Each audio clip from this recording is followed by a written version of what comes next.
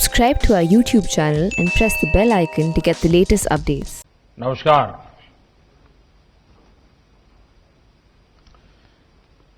FICCI president Sangeeta Reddy ji,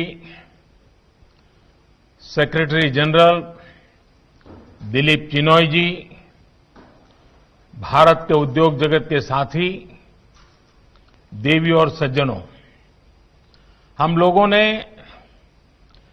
2020 के match में तेजी के साथ बहुत कुछ बदलते देखा है, लेकिन 2020 के इस साल ने सभी को मात दे दी है। इतने उतार चढ़ाव से देश गुजरा है, पूरी दुनिया गुजरी है कि कुछ वर्षों बाद जब हम कोरोना काल को याद करेंगे तो शायद यकीन ही नहीं आएगा। लेकिन इससे भी सबसे अच्छी बात रही है, जितनी तेजी से हालत बिगड़े उतनी ही तेजी के साथ सुधर भी रहे हैं। फरवरी मार्च में जब पैंडेमिक का ये दौर शुरू हुआ था तो हम एक अननोन दुश्मन से लड़ रहे थे। बहुत सी अनिश्चितताएं थी। प्रोडक्शन हो, लॉजिस्टिक्स हो, इकोनॉमी का रिवाइवल हो, अनगिनत विषय थे और सवाल यही था, कब तक ऐसा चलेगा। हर एक के मन में यही सवाल था, कैसे सब ठीक होगा। इन्हीं सवालों, चुनौतियों, चिंताओं उससे दुनिया का हर मानव उसी में फंसा पड़ा था। लेकिन आज दिसंबर आते आते स्थिति बहुत बदली हुई नजर आ रही है। हमारे पास जवाब भी है और रोड मैप भी है। आज जो इकोनॉमी के इंडिकेटर्स हैं वो उत्साह बढ़ाने वाले हैं, हौसला बढ़ाने वाले हैं। संकट के समय देश ने जो सीखा है उसने भविष्य के संकल्पों को और दृढ़ किया है। और निश्चित तौर पर इसका बहुत बड़ा श्रेय भारत के एंटरप्रेन्योर्स को जाता है, भारत की युवा पीढ़ी को जाता है, भारत के किसानों को जाता है, आप सभी उद्यमियों को, सभी देशवासियों को जाता है। साथियों, हमेशा से ग्लोबल पैंडेमिक के साथ एक इतिहास, एक सबक जुड़ा रहा है। जो देश ऐसी महामारी के समय अपने ज्यादा से ज्यादा नागरिकों को बचा ले जाता है, उस देश की बाकी सारी व्यवस्थाएं उतनी ही तेजी के साथ रिबाउंड करने की ताकत रखती है। इस महामारी के समय भारत ने अपने नागरिकों के जीवन को सर्वोच्च प्राथमिकता दी, ज्यादा से ज्यादा लोगों का जीवन बचाया और आज इसका नतीजा देश भी देख रहा है, दुनिया भी देख रही है। भारत ने जिस तरह बीते कुछ महीनों में एकजुट होकर काम किया है, नीतियां बनाई हैं, निर्णय लिए हैं, स्थितियों को संभाला है, उसने पूरी दुनिया को चकित करके रख दिया है। बीते 6 वर्षों में दुनिया का जो विश्वास भारत पर बना था, वो बीते महीनों में और मजबूत हुआ है। एफडीआई हो या एफपीआई, विदेशी निवेशकों ने रिकॉर्ड इन्वेस्टमेंट भारत में किया है और निरंतर कर रहे हैं। साथियों, आज देश का प्रत्येक नागरिक आत्मनिर्भर भारत अभियान को सफल बनाने के लिए प्रतिबद्ध है। लोकल के लिए वोकल होकर काम कर रहा है। ये एक जीवंत उदाहरण है कि देश को अपने प्राइवेट सेक्टर के सामर्थ्य पर कितना विश्वास है। भारत का प्राइवेट सेक्टर न सिर्फ हमारी डोमेस्टिक नीड्स को पूरा कर सकता है, लेकिन ग्लोबली भी अपनी पहचान उसको और मजबूती से स्थापित कर सकता है। साथियों, आत्मनिर्भर भारत अभियान भारत में क्वालिटी प्रोडक्ट्स बनाने और भारतीय इंडस्ट्री को और ज्यादा कॉम्पिटिटिव बनाने का भी माध्यम है। और 2014 में पहली बार जब लाल किले से मुझे बोलने का मौका मिला था, तब मैंने एक बात कही थी कि हमारा लक्ष्य रहना चाहिए जीरो डिफेक्ट, जीरो इफेक्ट। साथियों, अनुभव रहा है कि पहले के समय की नीतियों ने कई क्षेत्रों में इनएफिशिएंसी को संरक्षण दिया है, नए प्रयोग करने से रोका है, जबकि आत्मनिर्भर भारत अभियान हर क्षेत्र में एफिशिएंसी को बढ़ावा देता है। ऐसे सेक्टर्स जिसमें भारत के पास लॉन्ग टर्म कॉम्पिटिटिव एडवांटेज है, उनमें सनराइज और टेक्नोलॉजी बेस्ड इंडस्ट्रीज को नई ऊर्जा देने पर ज्यादा बल दिया जा रहा है। हम चाहते हैं कि हमारी ये इन्फेंट इंडस्ट्रीज भी भविष्य में और अधिक स्ट्रांग और इंडिपेंडेंट बने। इसलिए आपने देखा होगा, एक और अहम कदम उठाया गया है। देश में प्रोडक्शन लिंक इंसेंटिव स्कीम शुरू की गई है। ये स्कीम उन उद्योगों के लिए है जिनमें भारत ग्लोबल चैंपियन बनने की क्षमता रखता है। जो परफॉर्म करेगा, जो एफिशिएंसी से काम करेगा, जो अपने सेक्टर में देश को आत्मनिर्भर बनाएगा, वो इंसेंटिव का भी हकदार होगा। साथियों, जीवन हो या गवर्नेंस, हम एक पैराडॉक्स अक्सर देखते हैं। जो कॉन्फिडेंट होता है, वो दूसरों को जगह देने में हिचकिचाता नहीं है, लेकिन जो दुर्बल मन का होता है, इनसिक्योर होता है, वो अपने आसपास के लोगों को भी अवसर देने से डरता है। अक्सर सरकारों को लेकर भी ऐसा ही होता है। जनता जनार्दन के भारी समर्थन और विश्वास से बनी सरकार का अपना ही कॉन्फिडेंस होता है और उतना ही डेडिकेशन भी होता है।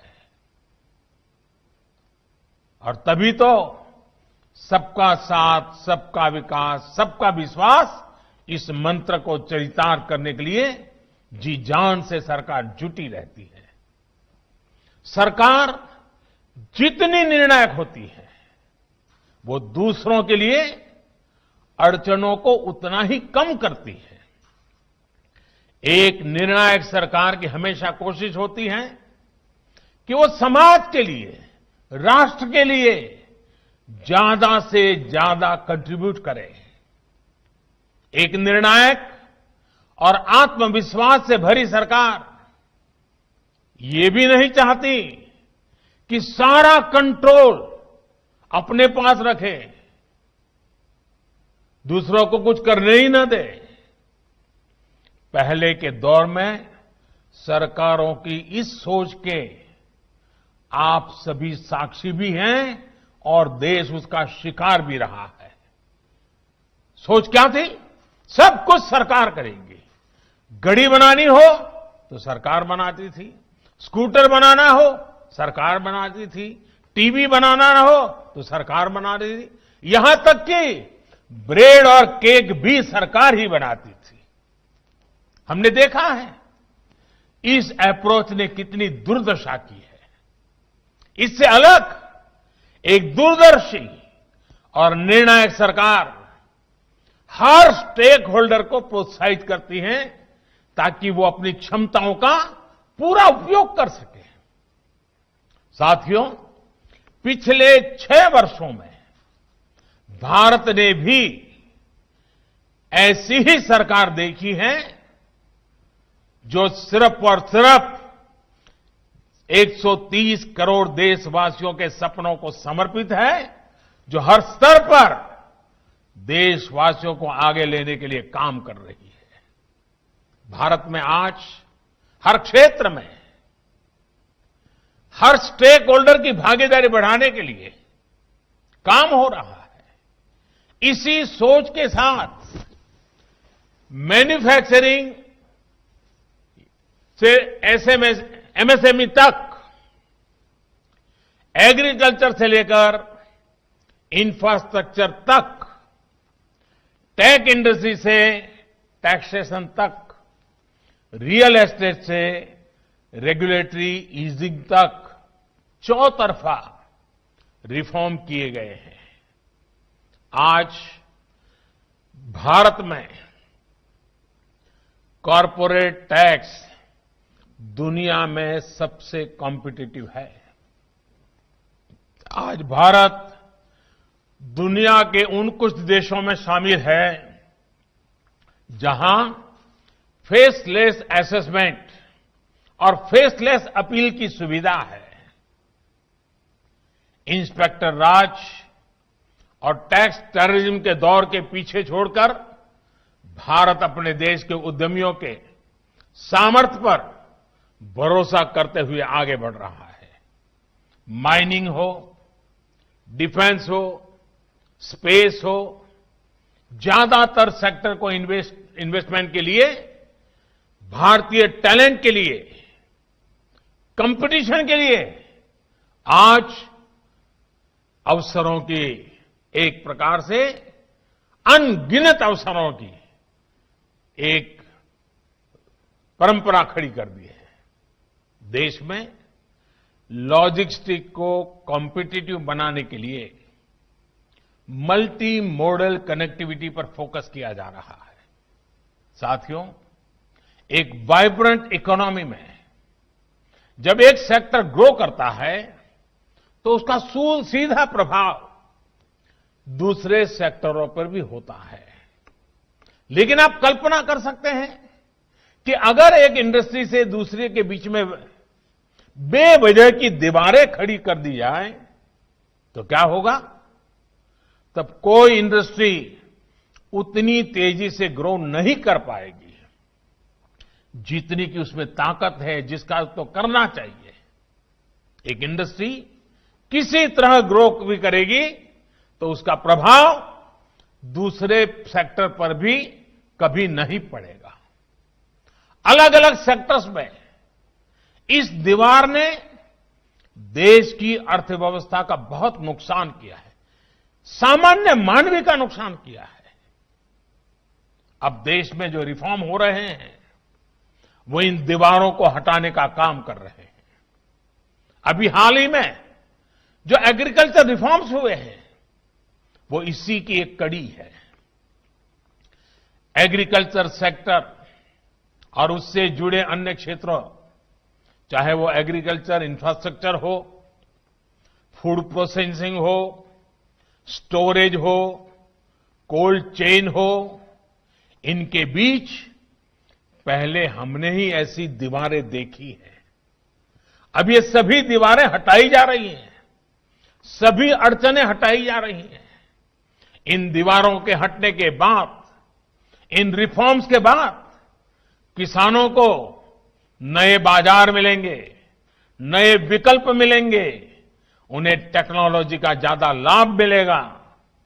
देश का कोल्ड स्टोरेज इंफ्रास्ट्रक्चर आधुनिक होगा। इन सब से कृषि क्षेत्र में ज्यादा निवेश होगा और इन सबका सबसे ज्यादा फायदा अगर किसी को होने वाला है तो मेरे देश के किसान को होने वाला है। जो छोटे छोटे जमीन के टुकड़ों पर जिंदगी पालता है, उस किसान का भला होने वाला है। हमारे देश की अर्थव्यवस्था को अलग अलग सेक्टर्स में दीवारें नहीं, ज्यादा से ज्यादा ब्रिजेज चाहिए ताकि वो एक दूसरे का सपोर्ट कर सके। साथियों, बीते वर्षों में इन दीवारों को तोड़ने के लिए कैसे एक प्लान और इंटीग्रेटेड अप्रोच के साथ रिफॉर्म किए गए हैं, इसका एक बेहतरीन उदाहरण है। देश के करोड़ों लोगों का फाइनेंशियल इंक्लूजन अब हम बैंकिंग इंक्लूजन के से मोस्ट इंक्लूसिव देशों में शामिल हो गए हैं। आप भी इस बात की गवाह रहे हैं कि तमाम अवरोधों को दूर करते हुए भारत में किस तरह आधार को संवैधानिक संरक्षण दिया गया। हमने अनबैंक को बैंकों से जोड़ा, सस्ता मोबाइल डेटा, सस्ते फोन उपलब्ध कराकर गरीब से गरीब को कनेक्ट किया। तब जाकर जनधन खाते, आधार और मोबाइल JAM की ट्रिनिटी देश को प्राप्त हुई। साथियों, आज दुनिया का सबसे बड़ा डायरेक्ट बेनिफिट ट्रांसफर सिस्टम देश में काम कर रहा है। डीबीटी देश में काम कर रहा है। अभी आपने भी एक इंटरनेशनल जर्नल की वो रिपोर्ट पढ़ी होगी जिसमें भारत में बनाई गई इस व्यवस्था की भूरी भूरी प्रशंसा की गई है।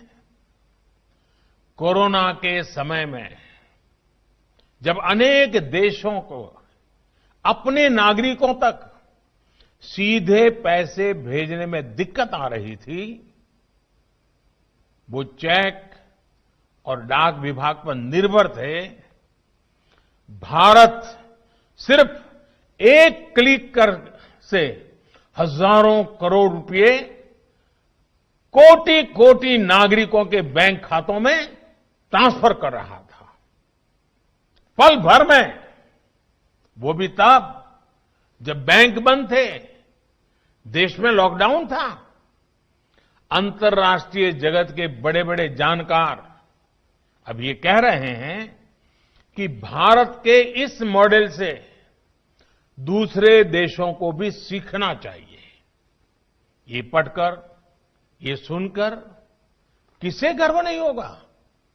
साथियों, एक समय था जब कुछ लोग ये सवाल उठाते थे कि अशिक्षा और गरीबी भरे माहौल में भारत कैसे टेक्नोलॉजी को अपने सामान्य नागरिकों तक पहुंच पाएगा। लेकिन भारत ने ये करके दिखाया है और बहुत सफलता के साथ करके दिखाया है, दिखाता रहेगा। आज अकेले यूपीआई प्लेटफॉर्म पर ही हर महीने करीब करीब 4 लाख करोड़ रुपए का ट्रांजैक्शन हो रहा है। 4 लाख करोड़ रुपए का ट्रांजैक्शन, और हर महीने नए रिकॉर्ड बन रहे हैं। आज गांव देहात में भी छोटे छोटे रेहड़ी ठेलों पर भी आज डिजिटल पेमेंट संभव हो रहा है। भारत के उद्योग जगत को देश की इस ताकत को समझते हुए आगे बढ़ना है। साथियों, हम जैसा गांव और छोटे शहरों का माहौल टीवी या फिल्मों में देखते हुए बड़े हुए हैं, उससे इनके बारे में एक अलग धारणा बनना स्वाभाविक है। शहरों और गांवों के बीच फिजिकल दूरी कभी उतनी नहीं रही जितनी दूरी पर्सपेक्टिव को लेकर रही है। कुछ लोगों के लिए गांव का मतलब ऐसी जगह रहा है जहां आना जाना मुश्किल हो, जहां बहुत कम सुविधाएं हो, बहुत कम विकास हुआ हो, पिछड़ापन ही पिछड़ापन पड़ा हुआ है। लेकिन अगर आप आज रूरल या सेमी रूरल इलाकों में जाएंगे तो आपको एकदम अलग दृश्य मिलेगा। एक नई आशा, नया विश्वास आपको नजर आएगा। आज का ग्रामीण भारत बहुत बड़े बदलाव के दौर से गुजर रहा है। क्या आप जानते हैं कि रूरल इंडिया में एक्टिव इंटरनेट यूजर्स की संख्या शहरों से ज्यादा हो चुकी है? क्या आप जानते हैं कि भारत के आधे से ज्यादा स्टार्टअप्स हमारे टियर 2, टियर 3 शहरों में हैं? प्रधानमंत्री ग्रामीण सड़क योजना से देश की लगभग 98% बस्तियां सड़कों से जुड़ चुकी हैं। कहने का मतलब ये कि गांव के लोग अब बाजार, स्कूल, अस्पताल और दूसरी सुविधाओं से तेजी से जुड़ रहे हैं। गांव में रहने वालों की आकांक्षा बढ़ रही है। वो सोशियो इकोनॉमिक मोबिलिटी चाहते हैं। सरकार अपनी तरफ से इन्हीं आकांक्षाओं की पूर्ति करने में जुटी है। अब जैसे हाल में लॉन्च की गई पीएम वाणी योजना, उस पीएम वाणी योजना को ही ले लीजिए। इस योजना के तहत देश भर में सार्वजनिक वाईफाई हॉटस्पॉट का नेटवर्क तैयार किया जाएगा। इससे गांव-गांव में कनेक्टिविटी का व्यापक विस्तार होगा।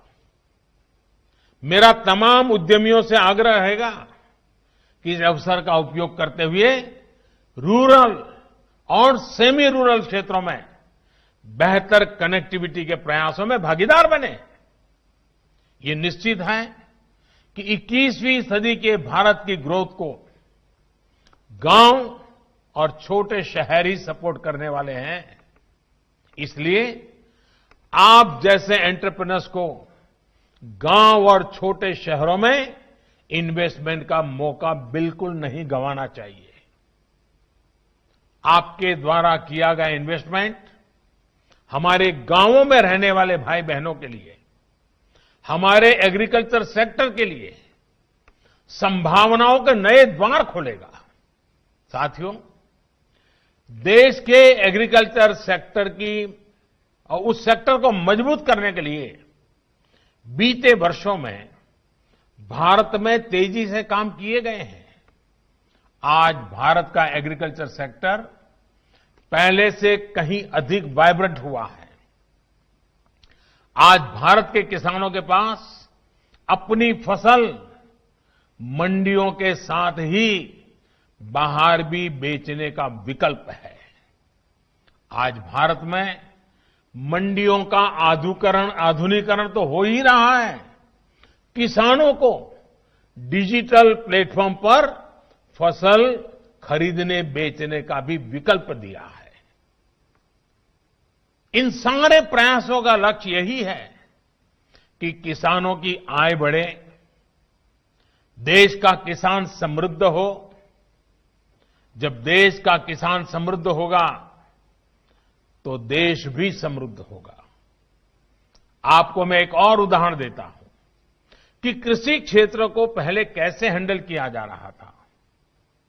साथियों, हमारे देश में पहले इथेनॉल तक को प्राथमिकता देकर इंपोर्ट किया जाता था,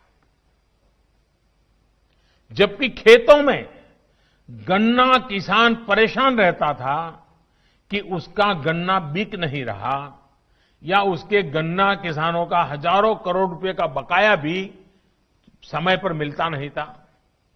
हमने इस स्थिति को बदला। हमने देश में ही इथेनॉल के उत्पादन को बढ़ावा दिया। पहले चीनी बनती थी, गुड़ बनता था। कभी चीनी के दाम गिर जाते थे तो किसान को पैसे नहीं मिलते थे, कभी चीनी के दाम बढ़ जाते थे तो कंज्यूमर को तकलीफ होती थी। यानी कोई व्यवस्था ऐसी चल ही नहीं सकती। और दूसरी तरफ हम हमारे कार स्कूटर चलाने के लिए विदेशों से पेट्रोल लाते थे। अब ये काम इथेनॉल भी कर सकता था।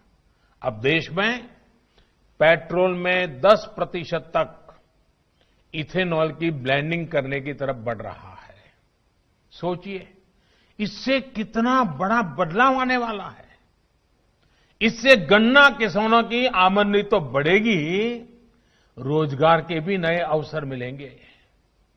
साथियों, आज जब मैं उद्योग जगत के वरिष्ठ लोगों के बीच हूं तो इस बात को भी खुलकर कहूंगा कि जितना हमारे देश में एग्रीकल्चर पर प्राइवेट सेक्टर द्वारा निवेश किया जाना चाहिए था, दुर्भाग्य से उतना नहीं हुआ। इस सेक्टर को प्राइवेट सेक्टर द्वारा उतना एक्सप्लोर ही नहीं किया गया। हमारे यहां कोल्ड स्टोरेज की समस्याएं रही है। बिना प्राइवेट सेक्टर के सपोर्ट के सप्लाई चेन बहुत सीमित दायरे में काम करती रही है। फर्टिलाइजर की किल्लत होते आपने भी देखा है। इसका कितना इंपोर्ट भारत करता है, आप भी जानते हैं। एग्रीकल्चर सेक्टर की ऐसी कितनी ही चुनौतियों के समाधान के लिए केंद्र सरकार निरंतर काम कर रही है। लेकिन इसमें आपके इंटरेस्ट और आपके इन्वेस्टमेंट दोनों की आवश्यकता है। मैं मानता हूं कि एग्रीकल्चर से जुड़ी कई कंपनियां अच्छा काम कर रही हैं, लेकिन सिर्फ उतना ही काफी नहीं है। फसलें उगाने वाले किसानों को, फल सब्जियां उगाने वाले किसानों को जितना आधुनिक टेक्नोलॉजी का, आधुनिक व्यापार और उद्योग के तौर तरीके का जितना सपोर्ट मिलेगा, उनकी जरूरतों को देखते हुए जितना हम इन्वेस्ट करेंगे, उतना ही हमारे देश के किसानों का, फसलों का नुकसान कम होगा, उतनी ही उनकी आय बढ़ेगी। आज ग्रामीण क्षेत्र में एग्रो बेस्ड इंडस्ट्री के लिए बहुत बड़ा स्कोप है। पहले की नीतियां जो भी नहीं हो, लेकिन आज की पॉलिसीज ग्रामीण कृषि आधारित अर्थव्यवस्था विकसित करने के लिए बहुत अनुकूल है। नीति से और नियत से सरकार पूरी तरह किसानों का हित करने के लिए प्रतिबद्ध है। साथियों, एग्रीकल्चर के साथ ही सर्विस सेक्टर हो, मैन्युफैक्चरिंग हो, सोशल सेक्टर हो, इसमें हम एक दूसरे को कॉम्प्लीमेंट कैसे करें, इस पर हमें पूरी एनर्जी लगानी है। फीकी जैसे संगठनों को इसमें ब्रिज भी बनना है और इंस्पिरेशन भी बनना है। एमएसएमईज को सरकार ने ताकत दी है, आप इस ताकत को मल्टीप्लाई कर सकते हैं। लोकल वैल्यू और सप्लाई चेन को कैसे सशक्त करें, ग्लोबल सप्लाई चेन में कैसे भारत की भूमिका व्यापक हो, इस स्पष्ट लक्ष्य के साथ हम सबको मिलकर के काम करना है। भारत के पास मार्केट भी है, मैन पावर भी है और मिशन मोड पर काम करने की कैपेबिलिटी भी है। पैंडेमिक के इस दौर में भी हमने देखा है कि आत्मनिर्भरता की तरफ बढ़ना भारत का हर कदम कैसे पूरी दुनिया को लाभ देता है। हमारे फार्मा सेक्टर ने मुश्किल समय में भी ग्लोबल सप्लाई चेन को प्रभावित नहीं होने दिया। अब जब भारत वैक्सीन मैन्युफैक्चरिंग के मामले में आगे बढ़ रहा है तो इससे भारत के करोड़ों जीवन को तो लाभ, सुरक्षा कवच मिलेगा ही, दुनिया के अनेक देशों में भी नई उम्मीद जगी है। साथियों, हम लोग एक मंत्र से सब परिचित हैं और वो हमारे जीवन के लिए आवश्यक भी है। हमारे यहां कहा गया है, तन्मे मनः शिव संकल्पस्तु, यानी मेरा मन उत्तम संकल्पों वाला हो। इसी भाव से हमें आगे बढ़ना है। देश के लक्ष्य, देश के संकल्प, देश की नीतियां स्पष्ट हैं। इंफ्रास्ट्रक्चर हो या पॉलिसी रिफॉर्म को लेकर भारत के इरादे पक्के हैं। महामारी के रूप में जो भी स्पिरिट ब्रेकर आया था, अब हम उसे आगे निकल रहे हैं। हम नए विश्वास के साथ हम सभी को पहले से अधिक मेहनत करनी है। विश्वास और आत्मविश्वास भरे इस माहौल के साथ ही हमें अब नए दशक में आगे चलना है। वर्ष 2022 में देश अपनी स्वतंत्रता के 75 वर्ष का पर्व मनाएगा। आजादी के आंदोलन से लेकर आज तक फिक्की की भी देश की विकास यात्रा में बड़ी भूमिका रही है। फिक्की के भी 100 वर्ष बहुत दूर नहीं है। इस महत्वपूर्ण पड़ाव पर आपको राष्ट्र निर्माण की अपनी भूमिका को और विस्तार देना है और व्यापक बनाना है। आपके प्रयास आत्मनिर्भर भारत के अभियान को और गति देंगे। आपके प्रयास लोकल के लिए वोकल के मंत्र को पूरी दुनिया तक पहुंचाएंगे। आखिर में मैं डॉक्टर संगीता रेड्डी जी को प्रेसिडेंट के रूप में एक बेहतरीन कार्यकाल के लिए बहुत बहुत बधाई देता हूं। साथ ही भाई उदय शंकर जी को भविष्य के लिए बहुत बहुत शुभकामनाएं देता हूं। आप सबके बीच आने का मौका मिला, मैं आप सबका बहुत बहुत आभार व्यक्त करता हूं। धन्यवाद।